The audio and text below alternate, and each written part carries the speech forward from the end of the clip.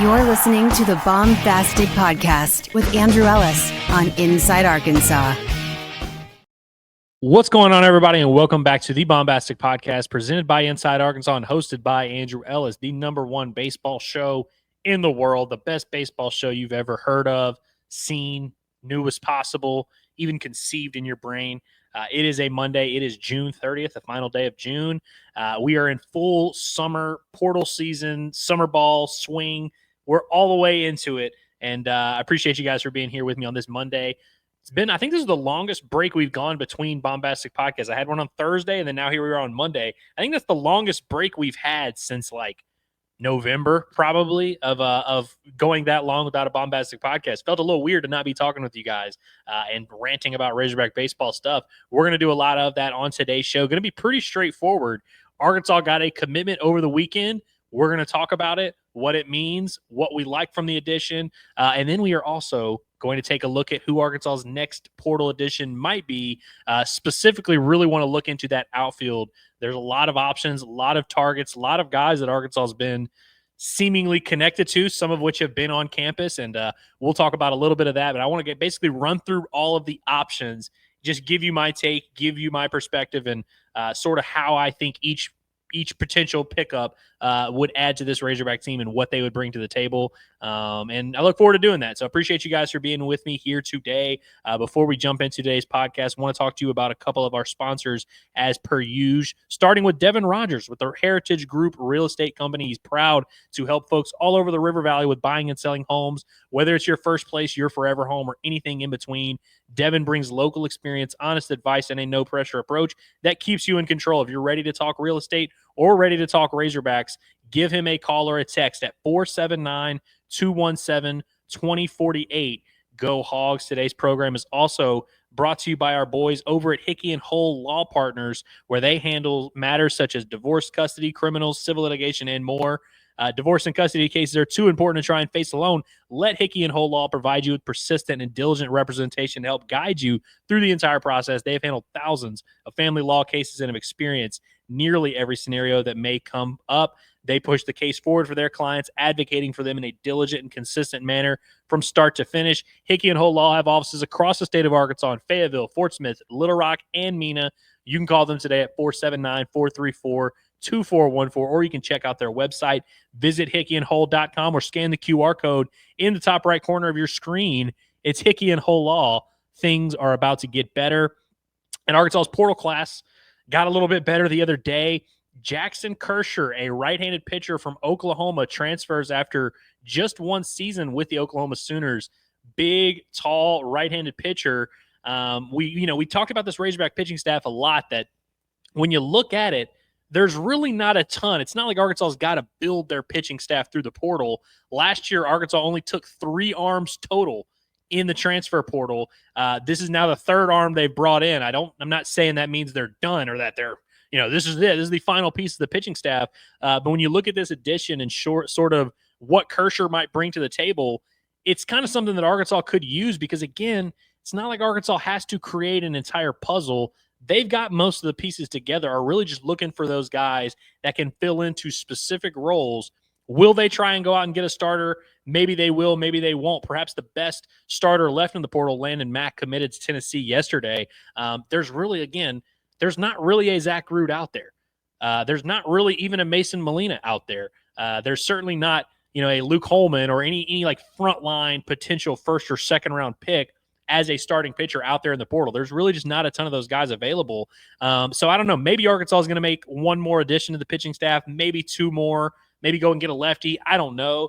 But when you look at Jackson Kircher, he sort of fits the archetype that a lot of Razorback pitchers over the years have kind of filled into, of the Christian Fouch echelon. You know what I mean? Like, in terms of high velocity, big, tall right-hander who's got some projection. He can maybe throw 100, which is kind of, right then and there. That right away will probably sell a lot of you. There's not much there. And like Christian Fouch, Jackson Kircher is not a guy that you're going to bring in and stretch him out for 4 or 5 innings and make him a starter and really do all this. I think Jackson Kircher's path to success is very simple. Late inning, high leverage, flamethrower out of the bullpen. that can come in and get you an inning, maybe 2 innings, maybe come in with runners on first and second and 1 out and get you out of a jam. That type of role for Arkansas. At Oklahoma this past year, he threw 12 2/3 innings, racked up 17 strikeouts in those innings, but did have a 5.68 ERA. So again, not a ton of experience here, not a ton of like proven production where you're like, oh wow, we know he's going to do at least this. Like, there's not a ton there. That stat line probably doesn't excite you very much. And I'm not even saying it should, but I think when you kind of look at the stuff, which again, it's a fastball that gets up there into the high 90s. He touched 98, 99. I've seen some people say he touched 97. I've seen some people say he touched 98. I've seen some say he touched 99. We'll split the difference. We'll say he was in the high 90s at 98. We'll go in the middle there. But clearly a guy that can run that fastball up there. He's 6'3". What does Oklahoma list him at? Oklahoma had him listed at 6'3", 219 as a freshman. Tall, rangy, a lot of projection there. And again, if you're touching 97, 98 as a freshman, that's certainly going to bode. Like that's pretty impressive. That's certainly notable, at least to me. Should mention he's from Little Rock, was a Little Rock Christian Academy alum. So kind of already some ties to the state. I'm sure he knows a ton of people at the U of A. In fact, I know he knows a lot of people at the U of A. An Arkansas kid that probably always wanted to play at Arkansas. Now he has that opportunity going to come after his freshman year, getting his feet wet a little bit in the SEC. Now, again, through 12 2/3 innings, not like he's really seen all the highs and lows that come with pitching in the SEC in college baseball, but he threw 2/3 of an inning against LSU, threw 2/3 of an inning against Vanderbilt, threw an inning against Missouri, an inning or 1/3 of an inning, got 1 out, and it was a strikeout against Ole Miss. Similar kind of thing, got 2 outs against Texas. Did pitch in the NCAA tournament against North Carolina, a game that Oklahoma lost. He did give up 2 home runs in that game, so some bad experience to kind of learn from and grow from. But honestly, I really like this addition. I don't think, again, it depends on the context in which you view this through. If you were looking for Arkansas to bring in a Saturday starter type of guy, this is very much not that. So you would be disappointed. If you were looking for Arkansas to bring in, hell, even a bona fide for sure closer, I don't think that this is that either. Although I do think Jackson Kircher is going to have some closing potential. I mean, this is a guy that, again, was throwing 98 as a freshman, and so it's reasonable to imagine that there's a little bit more left in the tank. I'm not saying, hey, he's going to throw 103 now, but that's a pretty good starting point, better than most people. I actually want to read you guys this tweet from my guy Joe Doyle, because that was one thing that jumped out is like, when Jackson Kircher commits and you look at the stats, again, you probably don't think of this as a super notable commitment, but all the draft guys had their eye on this one. A lot of national observers. I know Kendall Rogers put out a tweet about this one. Like, there were a lot of people who kind of had their eyebrows raised at this one. And Joe Doyle, by the way, legend of the draft game. We talked a lot. I pretty much took Joe Doyle's top 600 and made an entire hour-long episode off of it. You guys know how I feel about him. This is what he had to say about Jackson Kircher. He put out a tweet. He says, "This is a pretty massive pickup for Arkansas. Kerser isn't draft eligible until 2027 and possesses one of the better fastball projections in college baseball. 93 to 95, touching 97. So Joe Doyle is one of those guys that says he touched 97. Again, there's, a lot of people have been saying other things. 93 to 95, touching 97 with ride, well above average extension, coming off a freshman year with a 31% whiff rate. Big future. So again, that 31% whiff rate is interesting to me again, because you're talking about a guy that throws, it's mostly fastballs, and he'll throw a low to mid 80s. What I've seen described by Jacob Rudner over at Baseball America as a power curve is what they call it. And so I look forward to seeing kind of how that secondary offering starts to develop a little bit. But a 31% whiff rate, what that means is basically a third of the pitches he's thrown were swung and missed at. That's big time stuff. Small sample size, of course, 12 2/3 innings, and he gave up some contact as well. So when he does get hit, it has been hit hard, and so that's something he'll have to navigate. That's something he'll have to kind of prove at Arkansas. But there's a lot to like. There's a lot of projection there, and for when you look at this Razorback pitching staff, I like a lot of the guys that are potentially going to be starting. I like a lot of the experience they have left. To add a really talented piece like this into the mix, I think is a no doubt win. So I don't know how thrilled you guys are about Jackson Kircher, but I'm pretty excited. Like, I think this is a solid addition.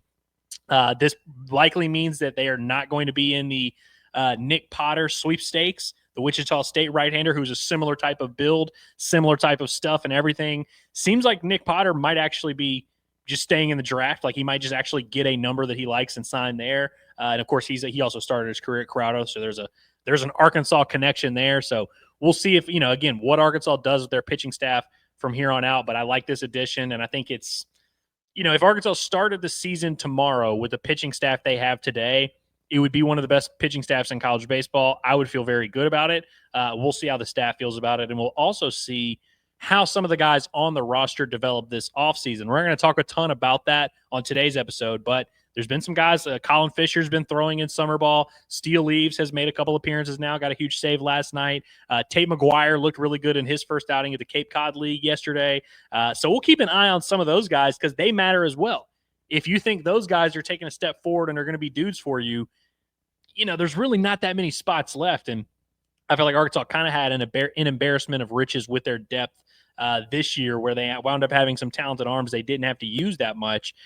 Seems like they could actually be shaping up for a pretty similar situation. And so I want to move, shift gears a little bit and talk about the position player targets, because I'm sure a lot of you guys are curious about that. And I'm curious as well. I mean, we're all kind of waiting to see what happens here. There has been a lot of action. We're going to talk about that. But before we do that, I want to give a quick shout out to our last sponsor, Radiant Elements Medical Spa. There is no doubt that tough workouts deserve a tough recovery. At Radiant Elements Medical Spa, their deep tissue sports massage and infrared sauna help you bounce back faster, hit the weights harder, and stay in the game. Self-care is not soft. It's what winners do. You can check them out over at the Weddington Plaza right next to the Lions Main, or book an appointment online with the QR code at the top right corner of your screen to get 15% off your first service. It's Radiant Elements Medical Spa, self-care for everyone. So before we talk about these targets, again, I want to remind you guys where we're at kind of with this Razorback roster. Arkansas is in a position, last offseason, Arkansas knew they needed to replace the outfield.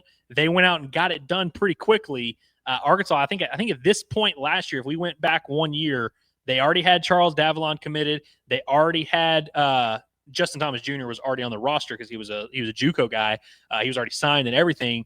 Logan Maxwell and Charles Davalon had both already committed, and so that was kind of the big glaring need. Arkansas addressed it pretty early. This year they have not. They're kind of taking their time, being a little bit more selective. Ryder Helfrich's going to be your catcher. Cam Kojal is going to start somewhere in the infield, probably first base, if I had to guess. Nolan Souza's going to start somewhere in the infield, probably second base, if I had to guess. Potentially shortstop. Him and Grego, I think they're kind of interchangeable. We'll just kind of see. Maybe they run that battle and they think Souza's a better defender. Very possible. He's got the athleticism to do it. He's going to be a starter. Dylan Grego, whether it's a shortstop or somewhere else, going to be a starter somewhere in the infield. Reese Robinette is back in that mix. Third base, first base, both are very in play. There's a couple other, potential portal guys. Carlos Vasquez, they did not go that route. They opted to, kind of wait and see there. He was on campus last week. I can't remember where he ended up committing, but it was not Arkansas. They did not pull the trigger there. So there's kind of maybe one spot left on the infield, depending on how you feel about Reese Robinette. Like Reese Robinette is a guy that I think could start at third. I think could start at first. I think he could DH. I think he's a starting level player. And so you're looking at maybe one, maximum two additions left in the infield. There's really not much there in terms of the outfield. Charles Davalon technically could come back, but he's a draft eligible sophomore, top 60. We expect him to be gone. Justin Thomas Jr. could come back in center field, but he's also draft eligible, would probably like to sign if he gets that opportunity. So I definitely don't think you can count on him being back. Right field, Logan Maxwell's moving on, of course. Kahio Aloy technically could play there. I don't know if that's going to be a real thing. He DH'd in his first game of the year in the Cape Cod League, so I don't know how much experience he's going to have out there. We'll see how it progresses. Hell, maybe he picks up the glove and just balls out this summer and is making awesome plays and really finds a groove out there. Maybe he's an option in right field. Maybe he's not. But I think a lot of what Arkansas needs to do in the portal depends on these guys, all three of which hypothetically could be starting in the outfield for Arkansas, but all three of which hypothetically could not be. And so I think that's an important part of the discussion, especially when you're talking about, again, 3 spots. Like 3 is not a large amount, but like the difference between 2 and 3 in this context, pretty big. The difference between 1 and 2, pretty big. The difference between 0 and 1, pretty big. And so what is the real answer? Like, how many spots in the outfield does Arkansas need to replace? I think you got to go out and get minimum 2. Like, I think you got to bring in 2 outfielders and then kind of have your options. Of course, there's a lot of guys on the current roster. Hell, Nolan Souza fits this criteria. Sherman Johnson, who I've talked about coming in as a shortstop JUCO transfer, he maybe fits this criteria. Carson Brumbaugh, true freshman, he maybe fits this criteria as well. Like, there's some options of guys that Arkansas could make as outfielders. And of course, it's easier to make an infielder an outfielder as opposed to making an outfielder an infielder. So maybe there's room for you to experiment a little bit. But I'd imagine Arkansas is going to get at least 2 portal outfielders. And among those options, let's talk about some of them. And then again, I think the context of the rest of the roster matters a little bit, because I think what Arkansas has is a lot of stability, production, and just reliability coming back. I mean, Ryder Helfrich might not be the most consistent offensive producer, but you kind of know, hey, we're getting some offense from our catcher. No matter where Cam Kojal's at, whether that's first, third, second, or DH or outfield or whatever, you're getting offense from Cam Kojal. Dylan Grego, who hasn't played at the SEC but has 3 years of college baseball experience, hit 365 last year. You're getting some offense from him. There's a lot there. Kahio Aloy, who, whether he's a DH, first base, right field, whatever, you're getting offense from him as well. So Arkansas has a really good starting point, and stuff that they know they can count on. Now, I know that those guys will all have their ups and downs, but between those names that I just listed, like, that's like 45 home runs. That's a lot of hits. That's a lot of RBI. Like, that's a lot of production. At least one could reasonably assume. What I think it does is frees Arkansas up to maybe pursue some outfield options that are, again, I use this term a lot, boom or bust. A little bit of like some like projects that are really good, big, impressive athletes that maybe haven't put it all together yet, but have a huge upside. You can afford to maybe take a swing like that. Nolan Souza, by the way, fits that same criteria that I just listed as a big, strong athlete with a lot of projection. Part of why I continue to love Nolan Souza is because, again, it's not like they need Nolan Souza to be a 320, 15 home run guy. They would love for him to be, but it's not like there's a ton of pressure. He was hitting 8th last year. I imagine he will probably be in the bottom of the lineup to start the year this year as well. So it kind of like frees some of these big, strong athletes to like, hey, maybe you can go through your ups and downs, because we've got guys who we know are going to kind of carry the load and be consistent. And then anything you do is kind of a bonus. The guy I want to start with is a guy that I've talked about a couple times now, and his name is Andrew Wiggins. Not to be confused with the basketball Andrew Wiggins or the Aaron Wiggins, or there's like a ton of Wigginses out there. Andrew Wiggins from Indiana, who, if you look at him, if he, we always talk about the getting off the bus, who looks the part. Andrew Wiggins looks the effing part. 6'4", 225, big, strong kid, good athlete. Not necessarily, I wouldn't describe him as a plus defender in right field. Has made 2 errors in the Cape Cod League already in the outfield, which, again, you outfielders, even the bad ones, don't commit a ton of errors. So who knows where he fits in defensively. Maybe he ends up being just a DH option. He's another guy that, you look at his production and you might look at it and you say, wow, he hadn't really done that much in his career. But all the draft guys have their eye on him, and they've been kind of eyeballing him, kind of waiting to see how he develops.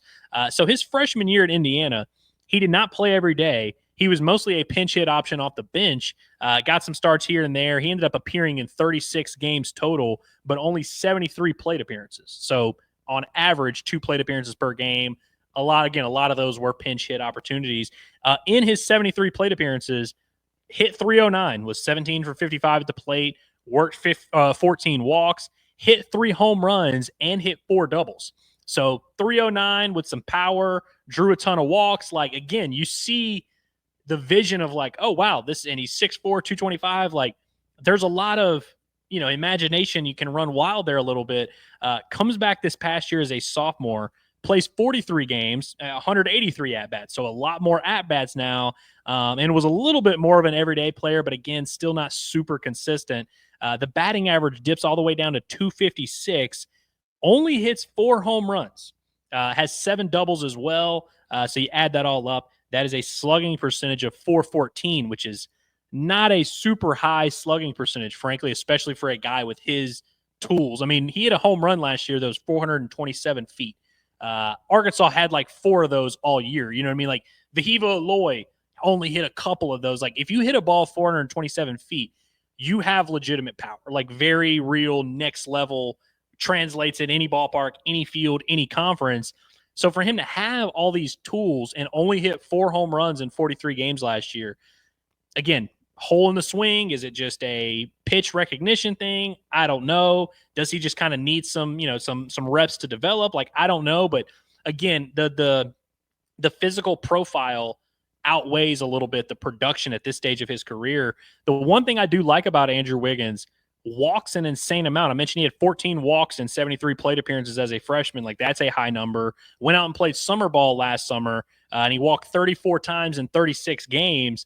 Even this past year when he had his struggles, walked 38 times in 43 games, had more walks than strikeouts. Now, he does strike out a decent amount as well. And even in the Cape right now, he's played 11 games in the Cape, has walked 12 times. Sometimes you can get fooled a little bit by the walk rates, but for him, like that's a pretty big sample size now of pretty consistently. He works a ton of walks. In fact, one of the things I saw about him, Peter Flaherty of Baseball America, who, by the way, I'm going to have on the program tomorrow. I think he said something about Andrew Wiggins needs to be more aggressive in the box, which, you look at the walk rate, you look at the home run rate. Yeah, it kind of makes sense. He probably does need to be a little bit more aggressive in the box. Where does he play defensively? I don't know. Most likely he'd be a corner outfielder, potential DH option as well. Big, strong, athletic kid. I feel like he's just one of those guys. He's like a mold of clay that, like, if you put all the pieces together, he could be really good. And so we'll see if he ends up being a guy Arkansas takes a swing on. If you look at the rankings, by the way, because I know a lot of people look at whether it's 6'4 Analytics or just whoever that ranks portal prospects, Andrew Wiggins is a guy that ranks really high up there. Like, I believe he's a top 25 overall player in the portal. And it's because of the metrics. It's because of the exit velocities. It's because of the walk rate. It's because of kind of all those pieces that you add together. Will he be able to put it all together? Will he be able to take it to the SEC and really play at a high level? I don't know. And so we'll kind of let the coaching staff figure out that. But he is certainly a big-time name that I think is worth kind of keeping an eye on. There was a while where I didn't hear a ton of buzz, but now I'm starting to hear his name connected to Arkansas a little bit more. Another guy that I didn't hear connected to Arkansas a ton up until really the last 4 or 5 days is Will Gasparino from Texas. And we want to talk about projection. This guy is 6'6", 210, and has now started 2 years at Texas, 1 year in the Big 12, 1 year in the SEC. You look at the numbers, pretty similar freshman and sophomore year. He hits 252 with 12 home runs as a freshman while starting every day in center field. Comes to the SEC, hits 242 with 13 home runs. And so you hear those two numbers together, 252 to 242. You're like, oh, so he got worse. He did draw a ton. He drew 29 walks as a sophomore compared to 11 as a freshman. So his on-base percentage went up. His slugging percentage went up. He had an 851 OPS as a sophomore. So that's actually a pretty good number. It's just kind of a weird way to do it. He's a not high average, but a high power potential, high, not a high walk rate, an average walk rate. But he's also a center fielder who has a lot of athleticism out there and is a legitimate, played center field in the SEC. And so among all these portal guys that we're talking about, and I'm going to talk about a bunch of them, he's one of the few guys that, like, I know for sure could start at center field in the SEC, given that he's already done it. So that definitely makes it intriguing, especially, of course, if Justin Thomas Jr. is not going to be available. If Justin Thomas Jr. is coming back and playing center field, kind of changes this entire conversation, because right now I have it in my brain. I'm like, any of these guys, could they maybe play center? Will Gasparino would certainly fit that criteria. Obviously, you want to see him improve the batting average. He struck out over 60 times in both of his collegiate seasons, so there's a lot of swing and miss there in that frame, but he's also 6'6", 210, has hit double-digit home runs in both of his collegiate seasons. I think that's another guy, and I think there's maybe a little bit less risk. When you compare him to someone like Andrew Wiggins, I think there's a little bit less risk because he's played in the SEC. Yeah, he only hit 250, but if that's your starting point and you struck out a ton, maybe we can cut down on that a little bit, continue, because he drew 11 walks as a freshman, which is like nothing, and then drew 29 as a sophomore, which isn't a great number, but a lot closer to average. if he's able to maybe improve on that walk rate just a little bit, keep that same power, keep that defense in center field, I think he's a legitimate, an ideal Justin Thomas Jr. replacement. Because Justin Thomas Jr., again, he wound up hitting under 300, just under 300 for Arkansas. It's not like Justin Thomas Jr. was brought in as this offensive center fielder. And so I think if you bring in someone like Gasparino, who's got some power, got some glove, starting to take some walks a little bit, got some experience as well, maybe a fresh change of scenery will take his game to another level. Certainly one that I would be interested in, and we'll see if Arkansas makes a valiant effort there. Next guy I want to talk about is Zach Stewart from Missouri State, who was on campus this past weekend visiting Arkansas. So there's definitely some connection there, definitely some interest. Is the coaching staff like dead set of like trying to get him to commit right now? I don't know. I don't know where his head's at, if he's like dying to commit and waiting on them to give him the green light. I don't know.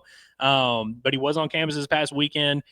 He is another guy that in each of his 3 collegiate seasons has hit double-digit home runs. He hit 12 home runs as a freshman, 21 home runs as a sophomore, and then 11 as a junior. Hit 302 as a freshman, hit 300 as a sophomore. The batting average dropped down to 269 this past year at Missouri State. So I don't know what happened there, if it was just maybe kind of an outlier, maybe the league caught up to him. I don't know.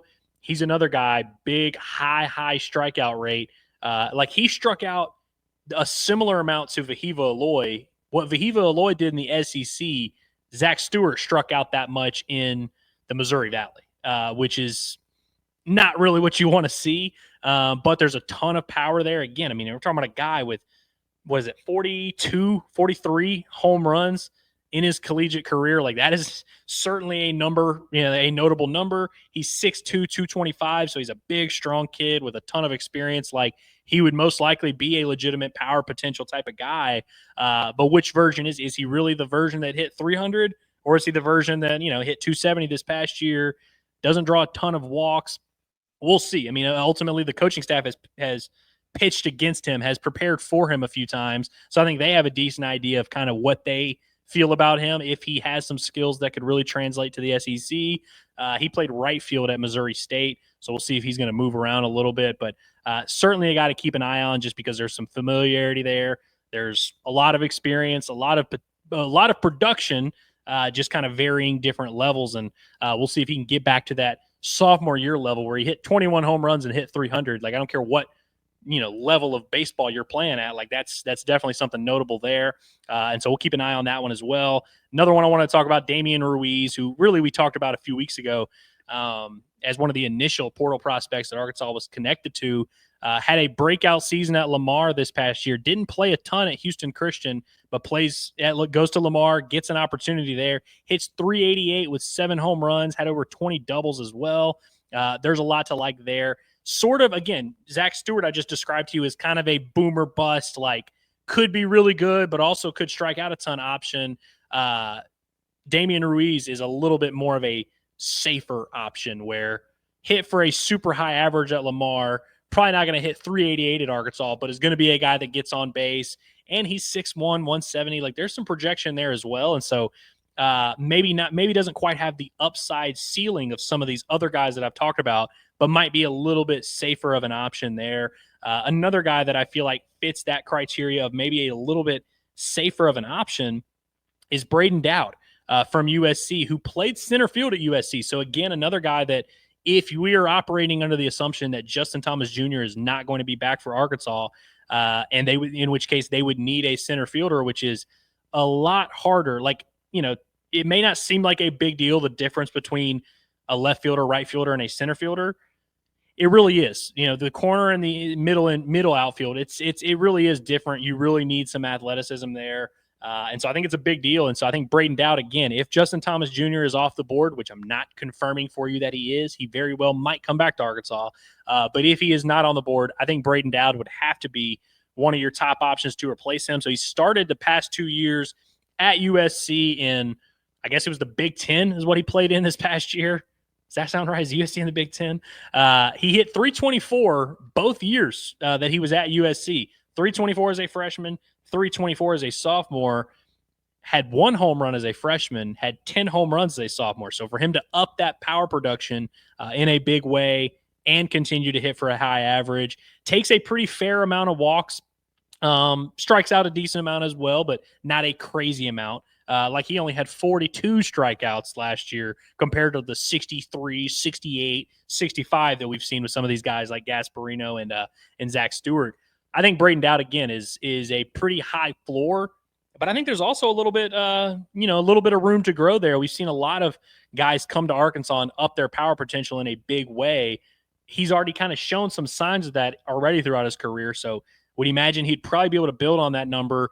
Doesn't have the big frame. He's 5'10", 180, 185 in that kind of range. A lot closer to the Charles Davalon body type. But again, that's a very productive body type that we've seen Arkansas have a lot of success with here lately. Kind of in the Tavian Josenberger family of potential center field options for Arkansas. I think Braden Dowd again, and again, coming from the Big Ten to the SEC, that's still a big jump. But that's a lot different than the Missouri Valley or, the MAC or whatever it is to the SEC. So he's faced some legit pitching. He's hit 324 both of his collegiate seasons. Like, there's a lot to like there, and really not a lot to dislike, honestly. Another guy that I think you could probably say that about is Cider Cannon. Y'all ready for this name? Cider Cannon from Davidson. Another outfield option. Has played a little bit of center field in his career, but mostly been a right fielder at Davidson. Had a monster year this past year. Hit 371, 17 home runs, 16 doubles. Same kind of body type as Braden Dowd and Charles Davalon, 5'11", 180. So not this big, projectable, huge donkey or anything. But a guy that's got some production, has started 2 years at the collegiate level. We'll see how he's able to play. I believe – let me fact check myself before I say anything crazy. I want to say Cider Cannon is also playing in the Cape Cod League this summer. Let me fact check myself real quick. He is. Yeah, he's playing with Yarmouth in the Cape Cod League. Not off to a great start. Has played 9 games and is hitting 118. So that's 2 for 17 so far to start his run at the Cape. I'm not gonna, certainly not gonna make a huge deal about that. But I think it's notable that you're gonna get to see him in the Cape. So if he does end up being a guy that Arkansas is super connected to, it'll be nice, because Charles Davalon was the same kind of thing. Transferred from Florida Gulf Coast, but he was playing with Cotuit last year in the Cape last summer. So we got to see a little bit of how his skill set would translate against high-level pitching. And so certainly a guy to keep an eye on as well. 2 more prospects to run through before we wrap this thing up here. TJ Pompey, an infielder, not an outfielder, an infielder from Texas Tech, started at third base there the last couple years. Big time talent. Of all these guys that I listed, Pompey might be the best, honestly, and the most proven situation. So Pompey was a big-time recruit in the same recruiting class as Ryder Helfrich, Gabe Gackel, Nolan Souza, all those guys. Goes to Texas Tech, hits 279 with 10 home runs as a freshman, which, again, it's a very solid season.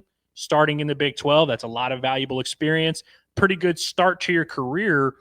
Comes back this past year, only plays 19 games, gets hurt in March, ends up missing the rest of the season. He hit 5 home runs and hit 348 in those 19 games. So it really seemed like a guy who, big-time prospect, pretty good freshman year, seemed like he was on track to kind of take that next step as a sophomore, ends up getting hurt, and so he didn't get to play this past spring.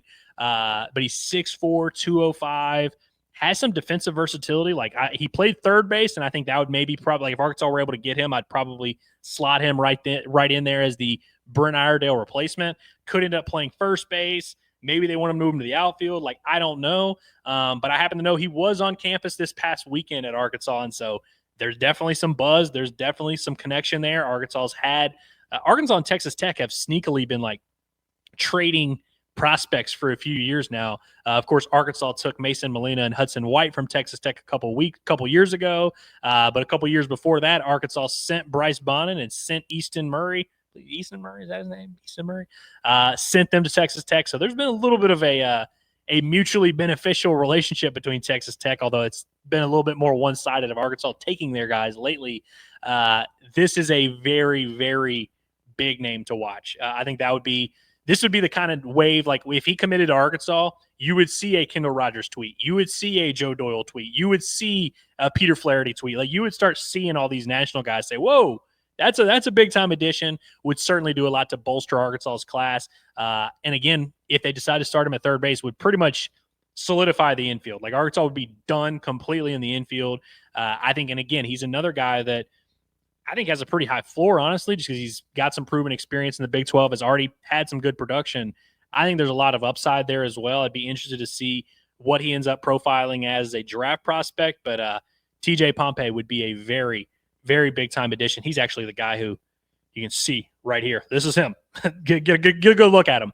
I think that would be a big time one. We'll see if Arkansas, I don't know what his plans are in terms of other visits. I don't know if, maybe he just loved his time in Fayetteville and he wants to commit, but usually these guys, you don't see that as much in baseball, guys committing on their visits.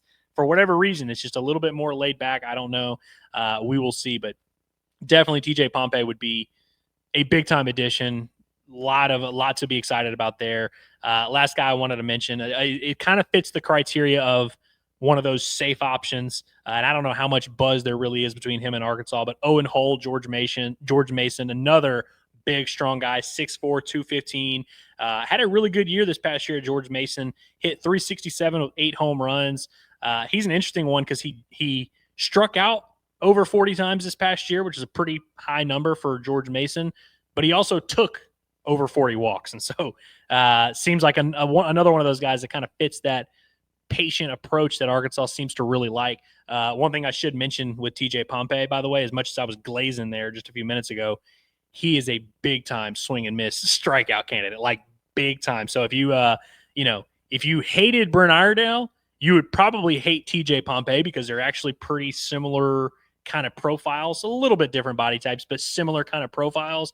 If you liked Brent Iredale and would like to see Arkansas get a younger, maybe even better version of him, maybe you would love TJ Pompey, but he did strike out a good bit. In his 19 games this past year, he struck out 25 times and only drew 5 walks. So like it's a lot of swing and miss. I guess I probably should have mentioned that if I was detailing all his good characteristics. But that's what I got for you guys today, man. I don't know how many guys I just listed off there. 1, 2, 3, 4, 5, 6, 7, 8. Yeah, about 8 guys, all in the position player range. I'm not saying all 8 are coming to Arkansas. I think from those guys that I just listed, at least one of them is going to be a Hog. Most likely, I would say probably 2 from that list. If those 2 are outfielders, then maybe you'd still have a chance for Pompey or someone like that. But I think Arkansas, it's going to kind of – now I'm not saying they have their pick of the litter, like all these guys are just dying to come to Arkansas. But I think from that list, each guy kind of brings their own different skill sets and different qualities to the table. I like them all. Like I really do think like every single one of those guys I just listed, if they committed to Arkansas, I would be like, hey, that's a good addition. I like that. And so we'll see what this coaching staff does. Which of these players really seems to buy in and buy what the coaching staff is selling the most. A few of those guys, a lot of those guys have either been on campus or are planning to come to campus. I know Ruiz, like even when he first got connected to Arkansas, I was like, he's visiting after July 4th weekend. So that would be next weekend. And so we'll see a lot of these guys that, like I said, have been on campus or either have been on campus or are going to be on campus. And so I don't expect this all to be solved here in the next week because, again, Arkansas needs to figure out what all they need, which, how they feel about all these guys. The coaching staff, when the kids come in for a visit, they're obviously vetting Arkansas, but Arkansas is also vetting them. And so it'll be interesting to see kind of what conclusions the coaching staff jumps to, who it ultimately pulls the trigger, and we're going to have coverage of it all here at the Baumbastic Podcast. So appreciate you guys for letting me rant today. Like I said, right after this, I'm filming an interview with Peter Flaherty of Baseball America, who does a great job covering the draft, covering college baseball, but he's got a lot of insight into some of these prospects and sort of how the scouts view these guys. And so I look forward to talking to him a little bit, getting his perspective. That episode will be out tomorrow afternoon, so be on the lookout for that. Again, appreciate you guys for joining this episode. Make sure you like, subscribe, do all that fun stuff, and we will be back tomorrow. So appreciate you guys. Woo pig. Let's have a great week.